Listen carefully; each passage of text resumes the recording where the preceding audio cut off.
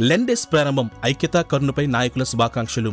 నేడు ఒక అరుదైన ఆధ్యాత్మిక సందర్భం చోటు చేసుకుంది. క్రైస్తవులు పవిత్రంగా భావించే పవిత్ర లెంట్ కాలం ప్రారంభమైంది. ఈ సందర్భాన్ని పురస్కరించుకొని ఆంధ్రప్రదేశ్ మాజీ ముఖ్యమంత్రి వైఎస్ జగన్మోహన్ రెడ్డి శుభాకాంక్షల సందేశాన్ని విడుదల చేశారు. ఆయన తన సందేశంలో ఉపవాసం, ప్రార్థన, ఆత్మ పరిశీలన ద్వారా ప్రతి కుటుంబానికి శాంతి, ఆరోగ్యం, సమృద్ధి కలగాలని ఆకాంక్షించారు. కరుణ, దానశీలత, ప్రేమ వంటి సామూహిక మానవ విలువలను కలిసి జరుపుకుందామని పిలుపునిచ్చారు. ఇదే సందర్భంగా టీడీపీ జాతీయ ప్రధాన కార్యదర్శి, ఐటీ మినిస్టర్ నారా లోకేష్ గారు కూడా క్రైస్తవ సోదర సోదరీమణులకు లెంట్ శుభాకాంక్షలు తెలిపారు. లెంట్ 40 దినాలలో యేసుక్రీస్తు త్యాగం, జీవితం మీద ధ్యానం చేయడానికి ఉపయోగపడాలని ఆయన పేర్కొన్నారు. ఈ పవిత్ర కాలం ద్వారా విశ్వాసం, కరుణ, ఆశ నూతనంగా పునరుద్ధరించబడాలని ఆకాంక్షించారు. లెంట్ కాలం త్యాగం, ప్రార్థన, సేవ అనే మూల్యాలను గుర్తు చేస్తూ మతాల మధ్య ఐక్యతకు ప్రతీకగా నిలుస్తున్నాయి. సమాజంలో శాంతి, పరస్పర గౌరవం, సోదర భావాన్ని బలపరిచే అవకాశంగా ఈ సమయం మారిందని పలువురు అభిప్రాయపడుతున్నారు. భిన్న విశ్వాసాల మధ్య ఉన్న సామాన్య విలువలను గుర్తు చేసే